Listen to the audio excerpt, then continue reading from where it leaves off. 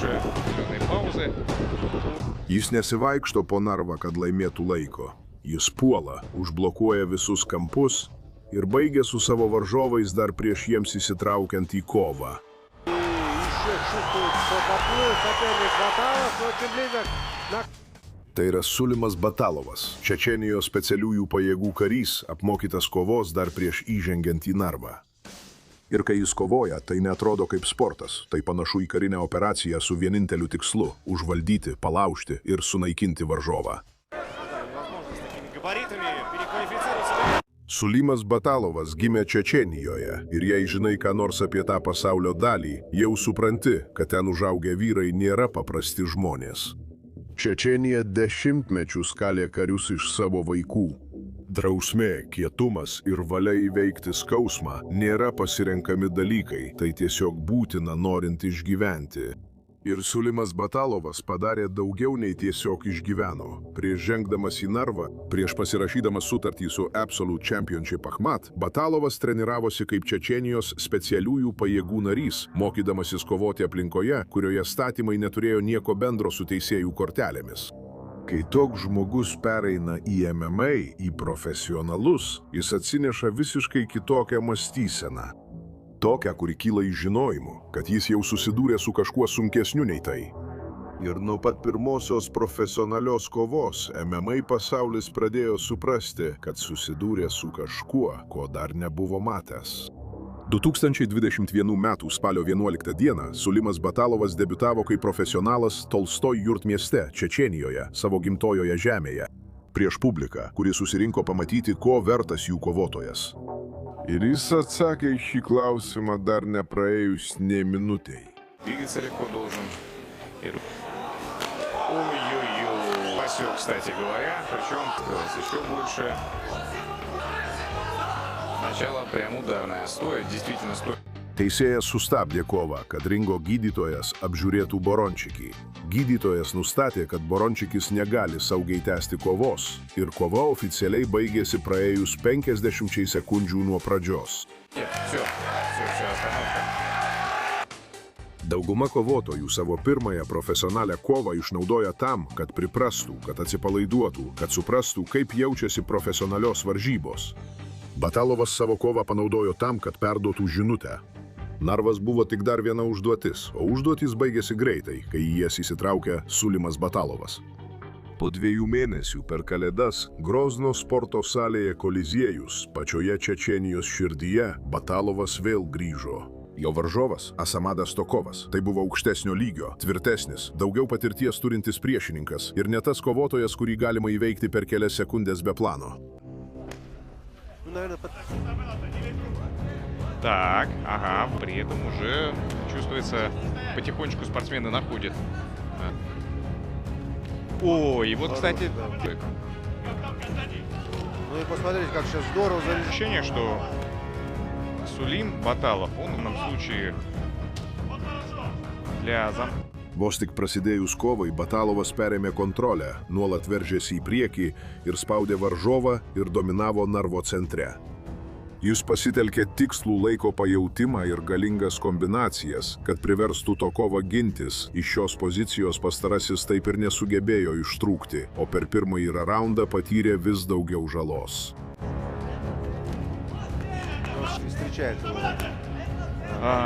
ну да, будет несколько побольше. Сам уже. Ага, и вот сближается туда, куда...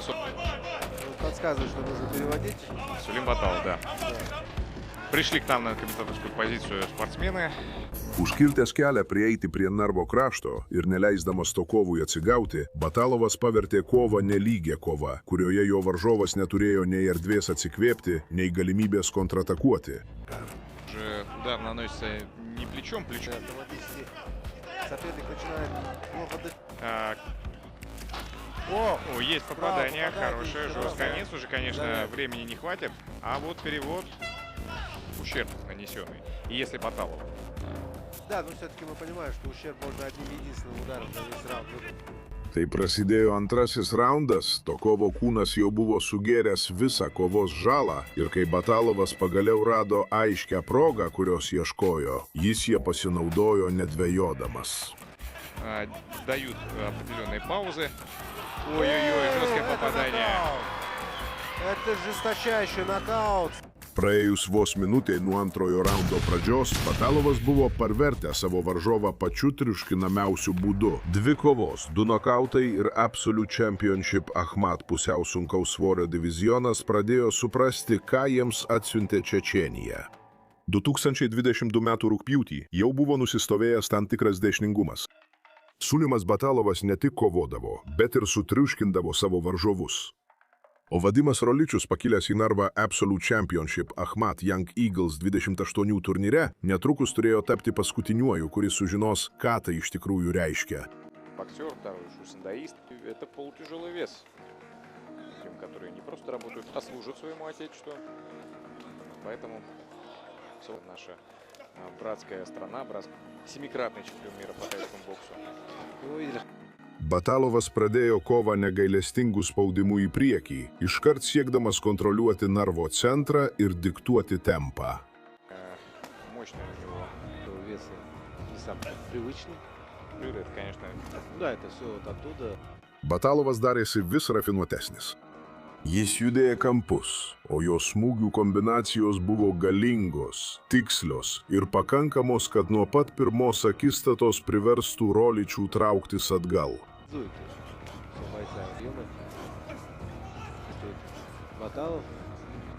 Nebuvo nė akimirkos, kai Roličius galėjo atsigauti. Ne vienos akimirkos, kai jis būtų radęs atsikvėpti ar atsigauti. Batalovas buvo negailestingas, spaudimas niekada nesiliovė, puolimas niekada nesustojo. Ir galiausiai visą tai sukaupę sukūrė progą, kuri užbaigė kovą. И еще чувствует, что поплыл соперник Баталов. Очень близок к нокауту. Да, все завершилось. Там Batalovas paleido smūgių kombinaciją, kuri privertė teisėją įsikišti po 3 pirmojo raundo minučių. Techninis nokautas, 3 kovos, 3 pergalės nokautų ir 3 varžovai išsiųsti namo su ta pačia skausminga pamoka. Sulimas Batalovas buvo nenugalėtas, nesustabdomas ir niekas jam nepasipriešino pirmajame raunde. Tai buvo ACA 161 ir kitoje narvo pusėje iškilo nauja pavardė – Abdulas Hamidas Dabliatovas. Rezultatas buvo būtent toks, koks tapo Batalovo skiriamuoju ženklu. Ir būtent toks, kokio kiekvienas, kuris atidžiai stebėjo, turėjo tikėtis. Внимательно наблюдал, как Шамиля... Ух ты! Даже нет времени вставить фразу. Зарубается! И ничего себе! Вот это размер! Batalovas iš karto pademonstravo savo pranašumą, suduodamas seriją galingų smūgių, kurie parbloškė jo varžovą ant grindų dar vos prasidėjus kovai. Вперед, Хамид Давлятов. Он вообще делает все быстро и на кулаках. Здорово ему Баталов своего оппонента. Какая скорость для Леона, а? Лоу-кик. Dabliatovas vos išsisuko pirmą kartą, tačiau kai Batalovas antrą kartą parbloškė jį ant žemės, jis pasirūpino, kad Dabliatovas daugiau nebeatsikeltų. Не экономит абсолютно. Ни грамма энергии. Кик по защите. И правый прямой, слева попадает. Сейчас будет забивать Сулим Баталов соперника. Хаммерфистит сверху. Темп просто высочайший. Все! Batalovas pasiekė jį ant žemės ir smūgiavo iš viršaus, todėl teisėjui teko įsikišti, kai buvo praėję tik 56 pirmojo raundo sekundės. 6 pergalės, visos 6 nokautų. Ir skaičius, kuris pasako viską. 6 iš 10 jo karjeros pergalių iki to momento buvo pasiektos pirmajame raunde. Batalovas ne tik baigdavo kovas, bet ir rinko pergalės nokautų pirmajame raunde, taip kaip kiti kovotojai renka pergalės teisėjų sprendimu. Čečėnijos specialiųjų pajėgų karys buvo radęs savo areną, o jo varžovams baigdavosi raundai. 2023 m. gruodžio 8 diena. Ufa arena. Ir šį kartą varžovas atstovavo kitai šaliai. Vildemaras Negeva Souza Santosas atvyko iš Brazilijos, šalies, kuri ko gero išaugino daugiau elitinių mišrių kovos menų kovotojų 1 kvadratiniam kilometrui nei beveik bet kuri kita pasaulio vieta. Ir Santosas atsinešė tą reputaciją su savimi į narvą, bet tai nesvarbu. Значит, что могут начинать, и он засиживаться в обороне точно не будет. Прессинговать и навязать работу первым. Требуется. Левшо, Вильдемар на долгой Ли. Еще один удар. Пойдет вперед. Здорово обманул Ше. Хорошо поддавливает. Batalovas nušlavė Negevą taip pat, kaip nušlavė visus, kurie buvo prieš jį. Pirmojo raundo viduryje Batalovas paleido smūgių lietų, todėl teisėjui teko įsikišti ir apsaugoti Santosą nuo didesnės žalos. И вот так, справа и слева. Вкладывается на все.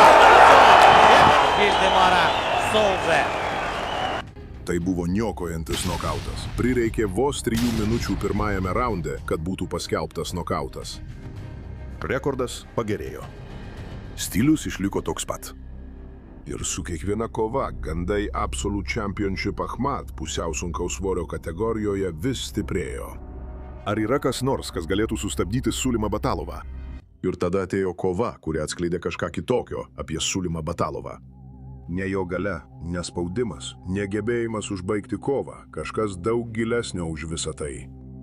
2024 m. birželio 28 d. Olegas Oleničevas įžengė į narvą turėdamas 17 pergalių ir 10 pralaimėjimų. Iš tiesų patyręs kovotojas, turintis didelę profesionalo patirtį. Toks varžovas, kuris galėjo išbandyti dalykus, kurių vien žali jėga neišspręsi. Много. Не то, чтобы это был такой тактический и грамотный бой. Здесь сильно работает Олег. И попал там один раз. Баталов, и обратите внимание, постоянно взгляд его обращен на Мурада Бичуева. Он вот пока держится, пока все в порядке. И сам идет... Подсаживается Сулим Баталов, а будет ли здесь перевод? 3 raundus Batalovas išlaikė kovos kontrolę prieš labiau patyrusį Oleničevą. Tačiau būtent tai, kas įvyko kovos pabaigoje, parodė pasauliui, kas iš tikrųjų yra Sulimas Batalovas. Ух ты, ничего себе, какие скорости Баталов. Выходят спортсмены из этой борьбы.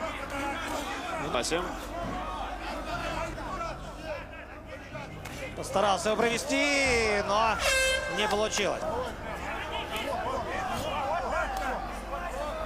Kai Oleničevas buvo sužeistas ir išsekęs, kaip pranešama, Batalovo kampas jam nurodė nustoti smūgiuoti Oleničevui į galvą.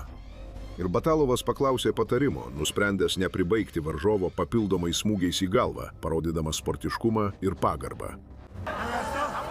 Полминуты. Ой-ой-ой. Жесткие удары. И не так много остается, и просто сейчас, да, не довершает начатое Сулим Баталов. Еще один удар. Здесь для галочки доводит. Да, время еще есть, но парни уже не дерутся. Вот это финиш, браво! Браво, Сулим! И браво, Олег! Žiaurioje profesionalių kovų matematikoje, kur papildomi pinigai uždirbami nokautais ir įspūdingais veiksmais, Batalovas pasirinko sportiškumą, o ne šou. ASEA MMA vėliau tai išskyrė kaip žmogiškumo akimirką šiame kietame sporte. Nes kai specialiųjų pajėgų ištreniruotas vyras, pripratęs prie spaudimo, galintis baigti kovą per mažiau nei minutę, nusprendžia parodyti gailestingumą, tai nėra silpnumas. Tai yra charakteris. Jo smūgiai, artima kova, darbas narve – visa tai buvo pakankama, kad dominuotų ir aiškiai laimėtų pagal teisėjų korteles. Ir Batalovas laimėjo vienbalsių teisėjų sprendimu ir išsaugojo savo nepralaimėtą rekordą. 28 vasario 2025 metai. Irinos Viner Uzmanovos gimnastikos rūmai Maskvoje, Rusijoje. Vienas iš elegantiškiausių Rusijos sporto rūmų. O Sulimas Batalovas buvo pasiruošęs paversti jį viskuo, tik neelegantišku.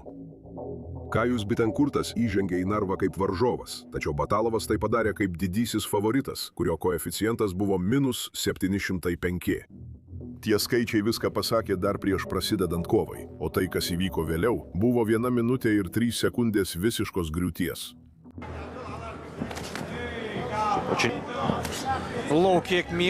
Nuo pirmosios sekundės Batalovas žengė į priekį su savo būdingu negailestingu spaudimu, o tikslus laiko pajautimas, kurį jis tobulino visose ankstesnėse kovose, visiškai atsiskleidė. Batalovas suprato, kad Bitenkurtas buvo sužeistas ir nusprendė užbaigti kovą pačiu žiauriausiu būdu. Ой-ой-ой. Хорошее попадание справа. И здесь еще серия на коротке. Полетели колени. Ничего себе, как выставил там Бетанкор. Включился Сулим Баталов. И все это надо останавливать. Да как же стоит Кайо! Да, очень много ударов в голову. Все. Всё. Да. Здоровье превыше всего. Просто сумасшедшая серия в голову от Сулима Баталова. Да, и... Per kelias akimirkas prieš paskutinį apsikeitimą smūgiais Bitenkurtas atrodė kelis kartus nokautuotas, kol teisėjas galėjo fiziškai įsikišti. Techninis nokautas. Vos viena pirmojo raundo minutė. Tai yra Sulimas Batalovas, žmogus užgrūdintas specialiosiuose pajėgose, sukurtas karui, galintis nugalėti profesionalius kovotojus per mažiau nei minutę. Kai kurie nokautai būna tokie niokojantys, kad už juos skiriamos premijos, ir šis buvo vertas kiekvieno cento. 2026 m. sausio 9 d. Asilčanas Vakicanulis įžengė į narvą kaip paskutinis žmogus, kuriam buvo pavesta išspręsti Sulimo Batalovo problemą. Ir kaip ir visi ankstesni jo varžovai, jis neturėjo там atsakymo. Это здесь Григорий Матывасян. Ну, опять, тот бой был... Зрелище и очень опасно по-прежнему атакует. Ударом правый прямой, очень-очень опасный у него. И вот здесь, справа направо, слева налево. Nuo pat kovos pradžios Batalovas naudojo puolimą, kuris tapo jo skiriamuoju ženklu kiekvienose profesionalios karjeros rungtynėse. Nepaisant Batalovo kontrolės, Vakicanulis kovos pradžioje atliko keletą reikšmingų kontratakų. Пробивается справа снизу, Сулима Баталову, он пробивается. Как будто против Сулима рубиться невозможно. Не рубиться, вернее. Очень плотно. Я, наверное, выделил именно ударную технику. Меня лично это очень восхищает. Вот сейчас опять... Praėjus vos 2 minutėms nuo pirmojo raundo pradžios, Batalovas sukūrė ryškiausią savo profesionalios karjeros akimirką, dėl kurios teisėjas sustabdė kovą. Возможно, с такими габаритами переквалифицироваться. Batalovas atliko tikslę smūgių iš apačios seriją, po kurių sekė paskutinis smūgis, parbloškęs jo varžovą veidu į grindis. Už dominuojantį pasirodymą ir įspūdingą nokautą Batalovas gavo $20 000 premiją už vakaro pasirodymą. $20 000. Šis nokautas buvo daugelio šaltinių įvardytas kaip kandidatas į 2026 CMMA metų nokautą. Ir rekordas, kuris dabar pasakojo visą istoriją apie vyrą, atvykusį į CMM, į profesionalus iš Čečėnijos kalnų, perėjusį specialiųjų pajėgų treniruotes, iki narvo, kuriame 10 varžovų bandė jį sustabdyti. Tačiau ne vienam iš jų to visiškai nepavyko padaryti. Nuo Čečėnijos kalnų iki ryškiausių ACAMMA arenų, Sulimas Batalovas visą savo profesionalią karjerą nuolat įrodinėjo tą patį. Pačia tiesmukiausia kalba, kokia tik prieinama kovotojui. Jis nulipdytas iš kitokio molio ir tu tai pajusi dar iki pirmojo raundo pabaigos.